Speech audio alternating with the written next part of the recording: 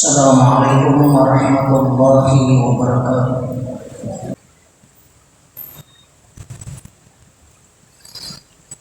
Innal hamdalillah nahmaduhu wa nasta'inuhu wa nastaghfiruh wa na'udzu billahi min shururi anfusina wa min sayyiati a'malina. May yahdihillahu fala mudilla lahu wa man yudlil fala hadiya lahu. Asyhadu an la ilaha illallah wahdahu la syarika lahu wa asyhadu anna Muhammadan 'abduhu wa rasuluh. Allahumma shalli wa sallim wa barik ala nabiyyina Muhammad wa ala alihi wa sahbihi ajma'in. Amma ba'du fa ya ibadallah, usikum wa iyaya bitaqwallah. Ittaqullaha haqqa tuqatih wa la tamutunna illa wa antum muslimun. Ya ayyuhan nasu taqu rabbakumul ladzi khalaqakum min nafsin wahidah wa khalaqa minha zawjaha wa bassa minhuma rijalan katsiran wa nisaa'a. Wattaqullaha allazi tasaaluna bihi wal arham innallaha kana 'alaikum raqiba. Ma'asyiral muslimin rahimakumullah. Puji dan syukur alhamdulillah panjatkan kehadirat Allah Subhanahu wa taala atas nikmat, rahmat, taufik dan hidayahnya. Kembali kita bisa memenuhi panggilan Allah melaksanakan ibadah Jumat. Salawat serta salam semoga tercurah kepada junjungan kita Nabi besar Muhammad sallallahu alaihi wasallam, kepada keluarga, sahabat dan pengikut beliau hingga yaumil qiyamah. Selanjutnya mari kita untuk selalu berusaha meningkatkan kualitas keimanan dan ketakwaan kita kepada Allah Subhanahu wa taala, dalam artian berusaha melaksanakan apa yang menjadi perintah Allah. Demikian pula berusaha meninggalkan larangannya. Semoga kita tergolong hamba-hamba Allah yang beruntung, yang akan mendapatkan kebahagiaan di dunia dan kebahagiaan yang kekal abadi di akhirat kelak. Wa tazawwadu fa inna khairaz zadi taqwa. Berbekalah karena sesungguhnya sebaik-baik bekal adalah takwa. Ma'asyiral muslimin rahimakumullah. Sebagai landasan wasiat khutbah pada hari ini, kita simak firman Allah yang terdapat di dalam surah Al-A'raf ayat 43. A'udzubillahi minasyaitonir rajim. Wa nuqu an tilkumul jannatu uristumuha bima kuntum ta'malun. Itulah surga yang telah diwariskan kepadamu karena apa yang telah engkau kerjakan. Ma'asyiral muslimin rahimakumullah. Dari ayat tersebut ada 4 hal, ada 5 hal yang penting kita pikirkan makna yang terkandung di dalam ayat tersebut. Yang pertama, berusaha kita untuk bertafakur kepada Allah Subhanahu wa taala tentang ayat-ayat Allah.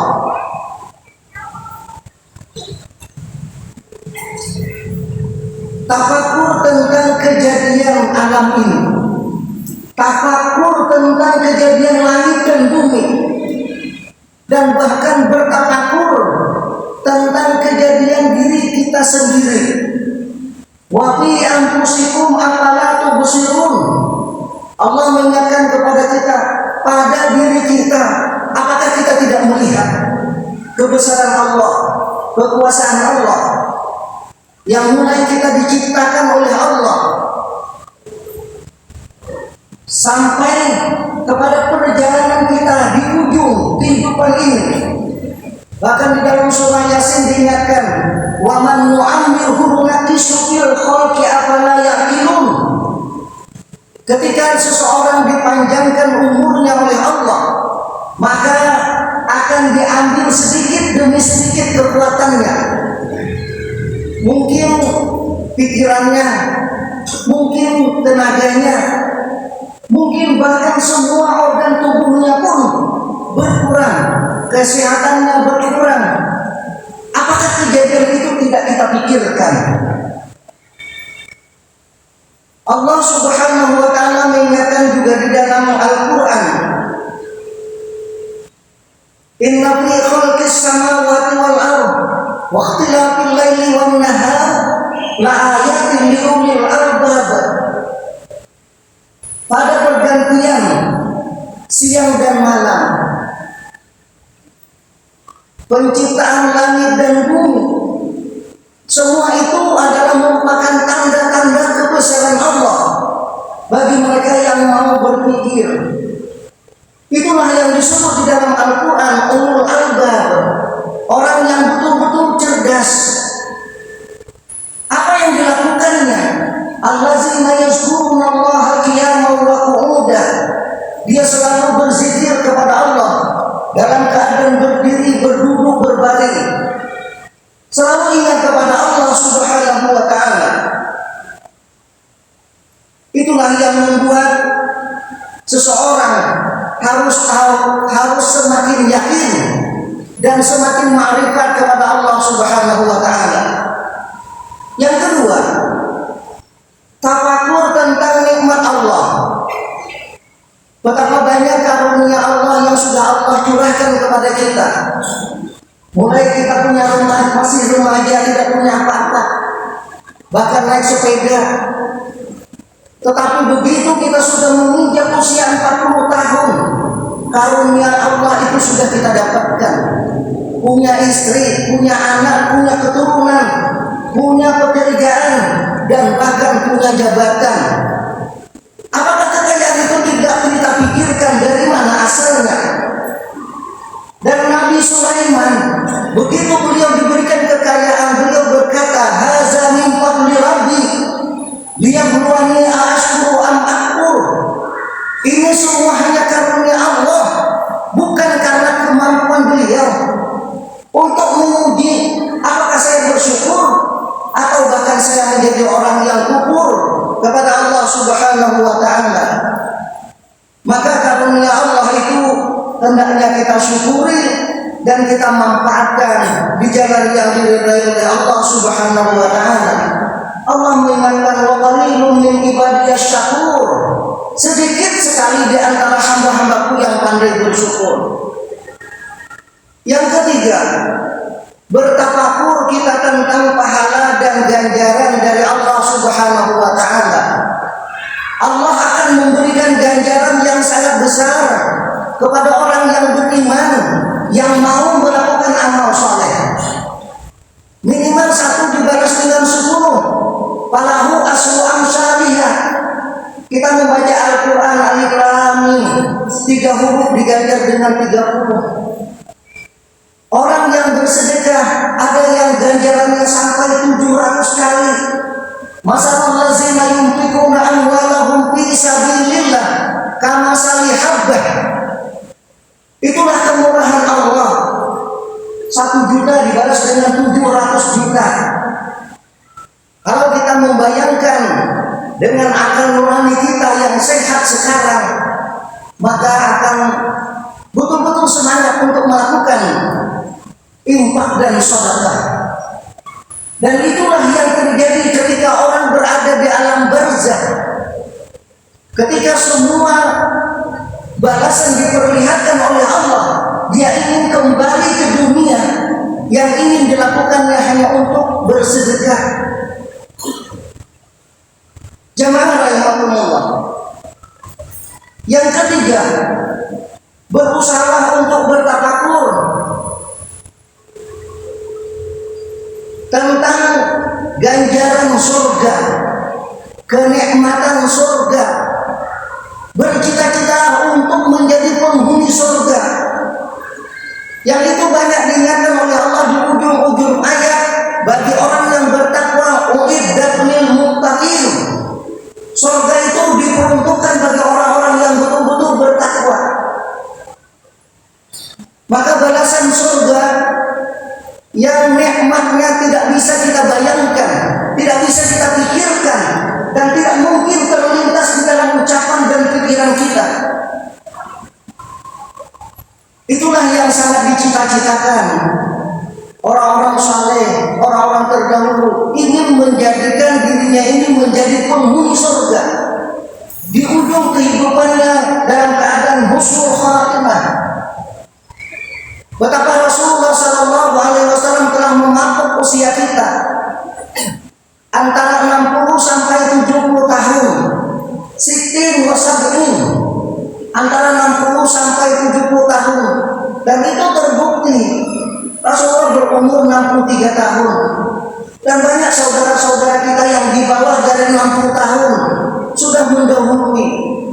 Bagaimana perjalanan hidup kita? Terkadang kita sudah berumur 50 tahun merasa masih muda saja, merasa ingin bercita-cita setinggi langit. Boleh-boleh saja bercita-cita setinggi langit, tapi sadar bahwa kaki berpijak di bumi.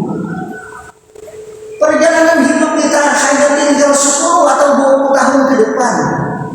Apa yang kita bisa persiapkan?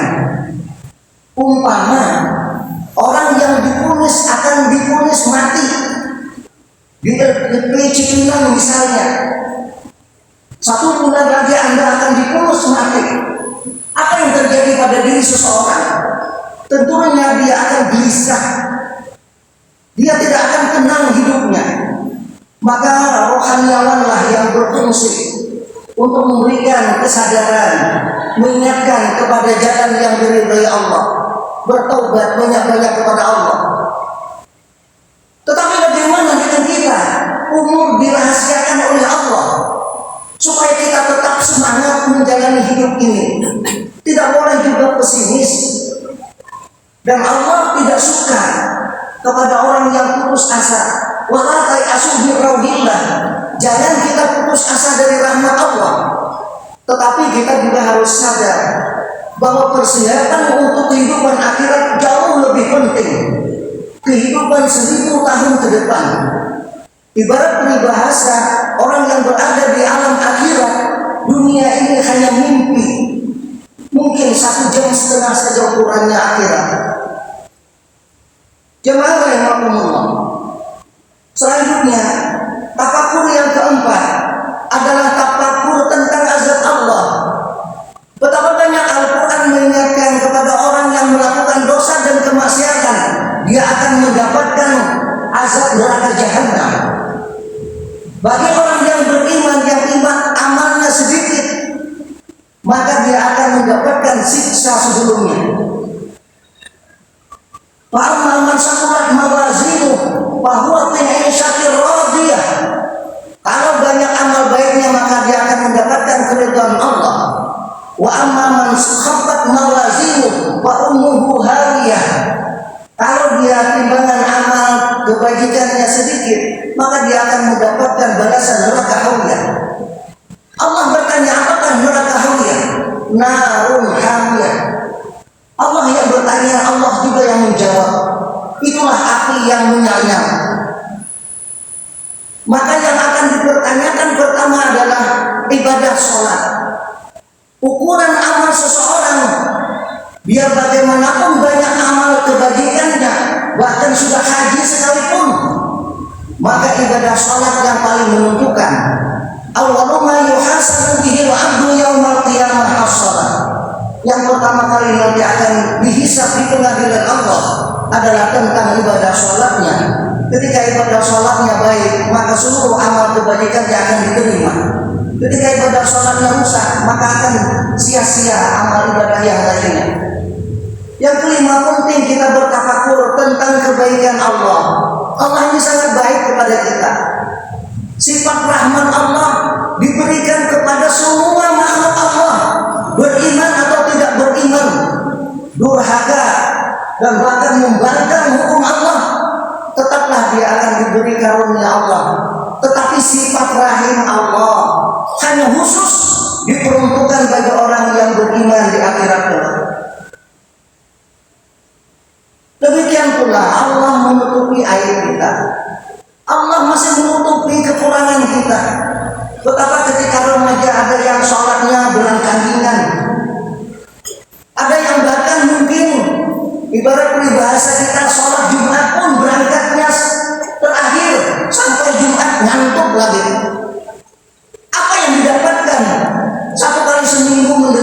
manusia.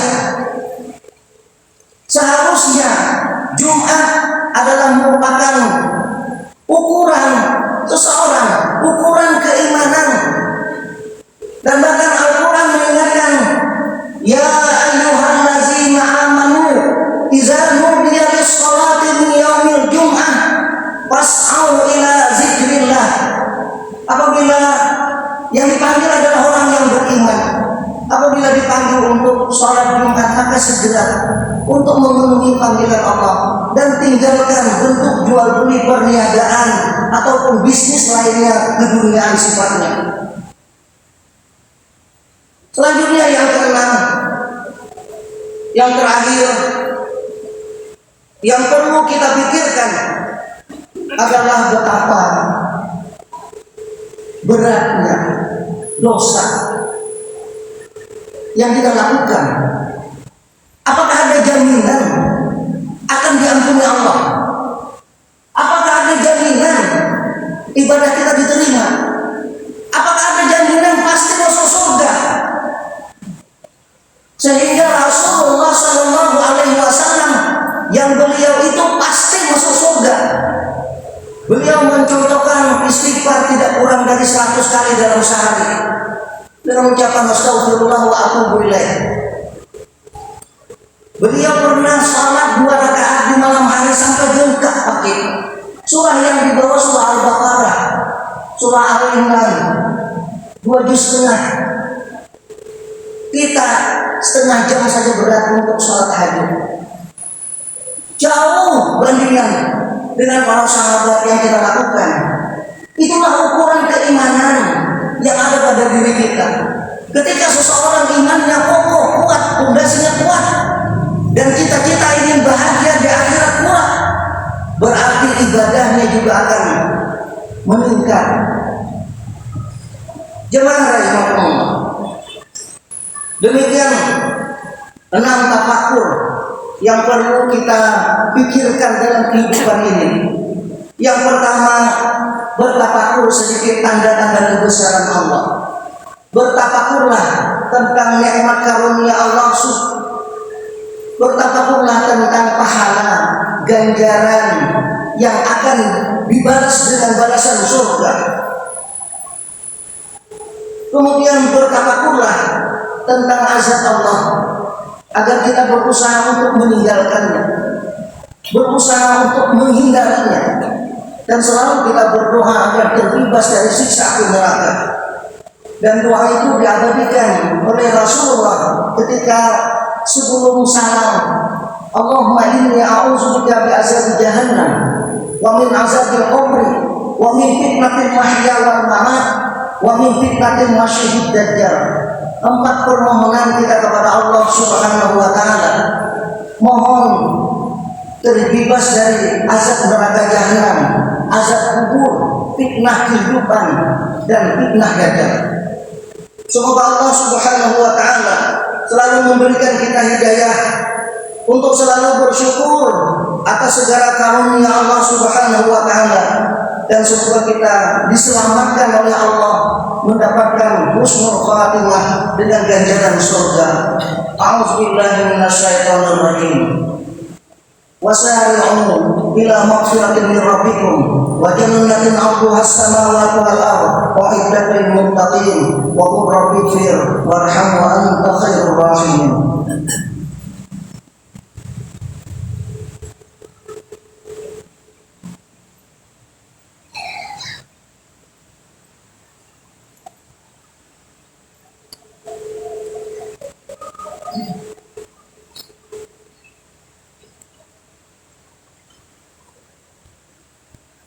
Alhamdulillahi hamdan katsiran kama amar. Asyhadu an la ilaha illallah wahdahu la syarika lah, irghaman liman jahada bihi wa kafar. Wa asyhadu anna Muhammadan 'abduhu wa rasuluh, sayyidul khalaiqi wal bashar.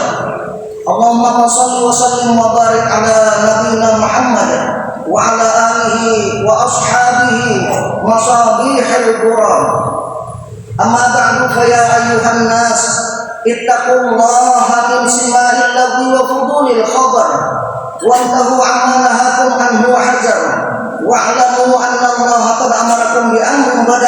بنفسه وثنى بملائكته المسبحة بكرسه فقال تعالى مخبرا وآمرا إن الله وملائكته يصلون على النبي يا أيها الذين آمنوا صلوا عليه وسلموا تسليما اللهم صل على محمد وعلى آل محمد وعن كل الصحابة والقرابة والتابعين وتابع التابعين وتابعهم بإحسان إلى يوم الدين اللهم اغفر للمسلمين والمسلمات والمؤمنين والمؤمنات الأحياء منهم والأموات إنك سميع قريب مجيب الدعوات ويا قاضي الحاجات اللهم إنا نسألك حسن الخاتمة ولا تختم علينا بسوء الخاتمة ربنا آتنا في الدنيا حسنة وفي الآخرة حسنة وقنا عذاب النار عباد الله إن الله يأمر بالعدل والإحسان وإيتاء ذي القربى وينهى عن الفحشاء والمنكر والبغي يعظكم لعلكم تذكرون فاذكروا الله العظيم يذكركم واشكروه على نعمه يزدكم واسألوه من فضله يعطيكم ولذكر الله أكبر والله يعلم ما تصنعون أقيموا الصلاة